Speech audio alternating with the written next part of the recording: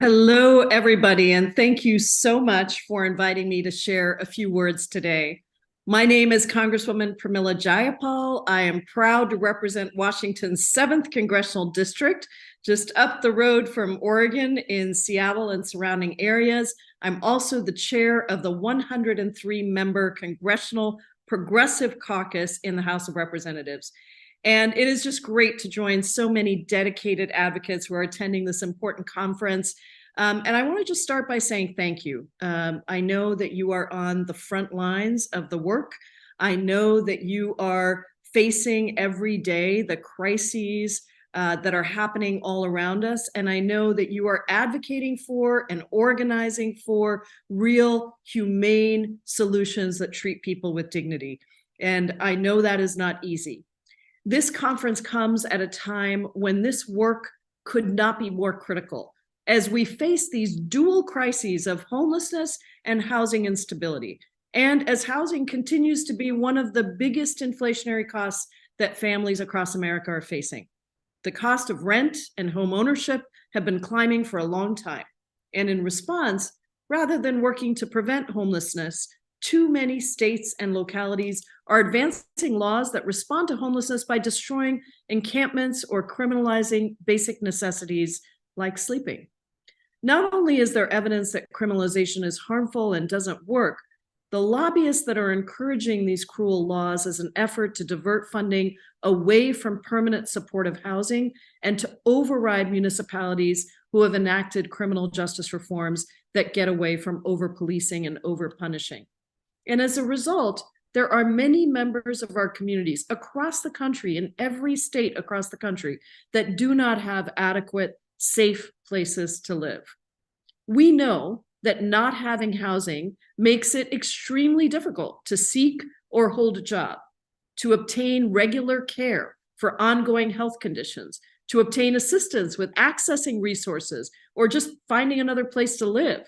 And furthermore, the harsh conditions of unsheltered homelessness leads to a mortality rate that is 4 to 9 times higher than that of the general public.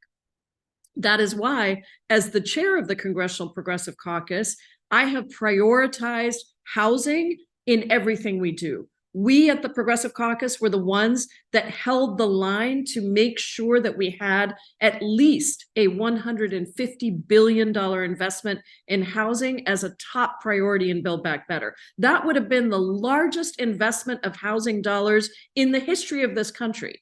And it still wouldn't have been enough, by the way. We started with $300 billion because we know that the ability for people to be housed, to have more housing vouchers, to have more housing, to have more supportive housing is the only way to tackle what has become one of the most urgent crises of our people.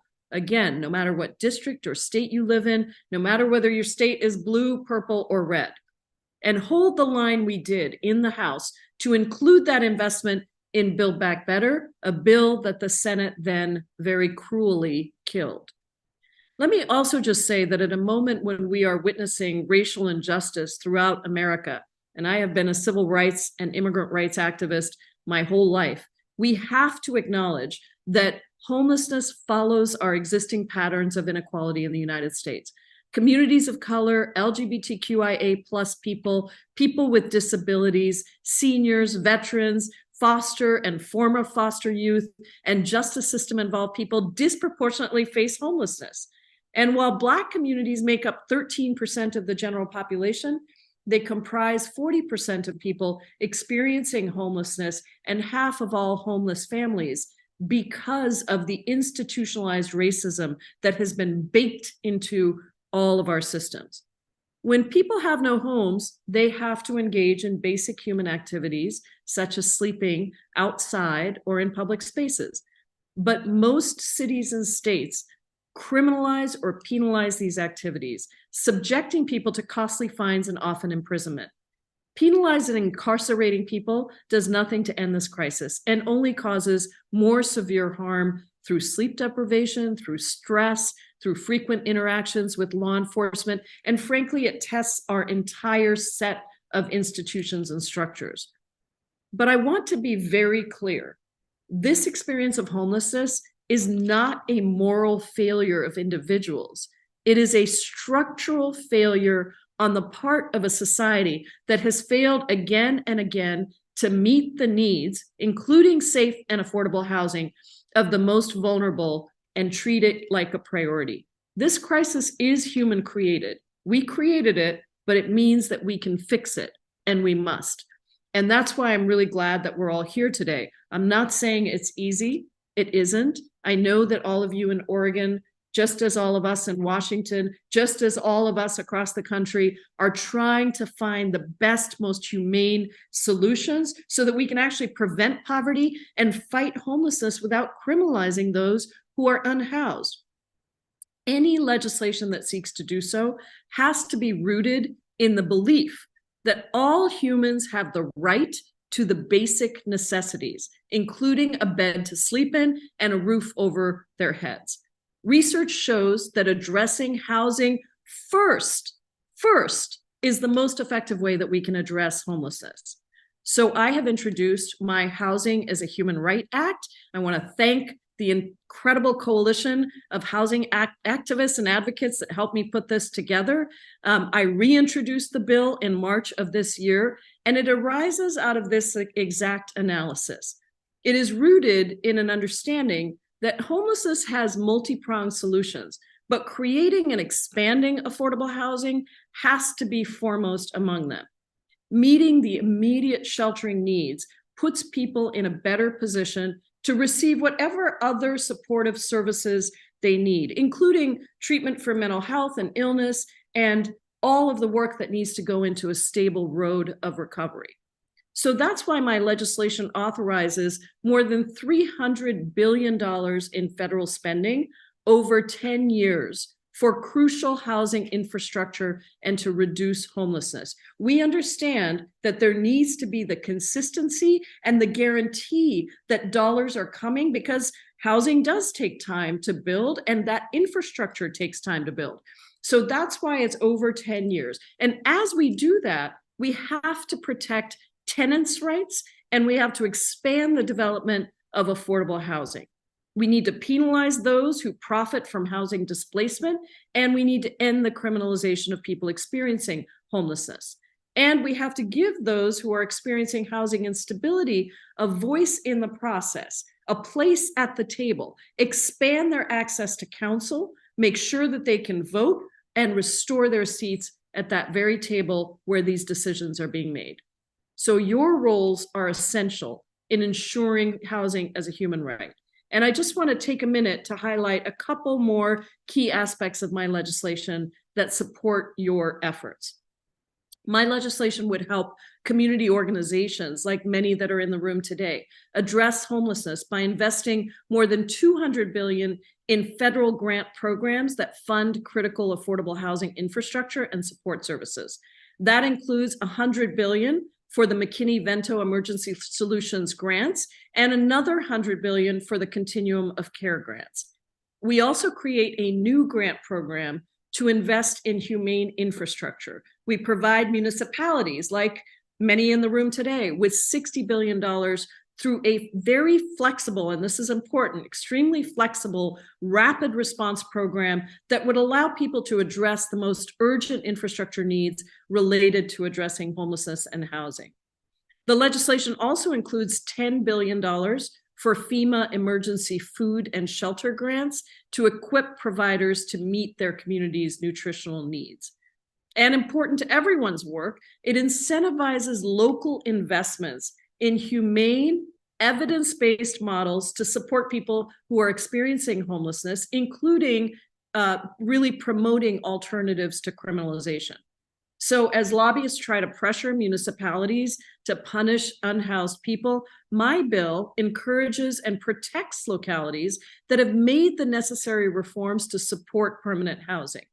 It also recognizes that homelessness tracks systematic inequality and requires targeted investments in communities that are experiencing those disparities, ensuring that informed policies and the most disproportionately burdened are at the forefront of addressing these issues. So I'm extremely proud of the legislation but I do recognize that we have to do even more to address homelessness. And that's why when I first introduced the bill, I did so alongside 6 other bills written by members of the Congressional Progressive Caucus.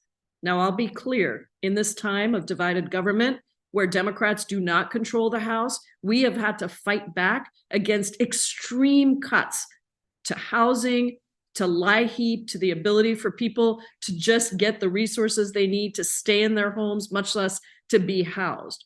So we have also focused our attention at the Progressive Caucus on developing a very robust executive action agenda that calls on President Biden to do everything in his power to address housing insecurity through executive actions. So I'll just give you a taste of what some of that executive action agenda is as it relates to housing. We're calling on the president to protect renters from price gouging and excessive rent increases, from discrimination, and from unfair evictions through a variety of rulemaking and enforcement action at federal agencies. So that includes everything from establishing new FTC regulations that define excessive rent increases as unfairly affecting commerce, and by empowering the agency to enforce actions against unfair rent gouging.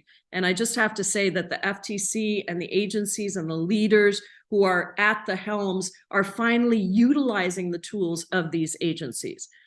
By working with the Federal Housing Finance Agency, the federal government can also establish anti-price gouging protections. They can establish just cause eviction standards and protections against source of income discrimination.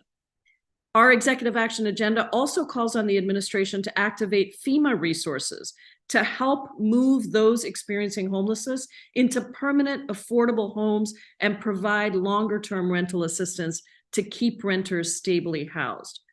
And our executive action agenda also moves to use HUD's rule for affirmatively furthering fair housing to push municipalities to adopt anti-rent gouging measures, as well as urging the CFPB to expose rampant discrimination against tenants by greedy corporate landlords. We are also working very hard to make sure that we address the growing and undermining role of private equity in housing that's driving housing prices up across the country. So these are all steps that would get people into homes and keep them in their homes. But there's just no question that we also have to be thinking about how we invest in more affordable homes.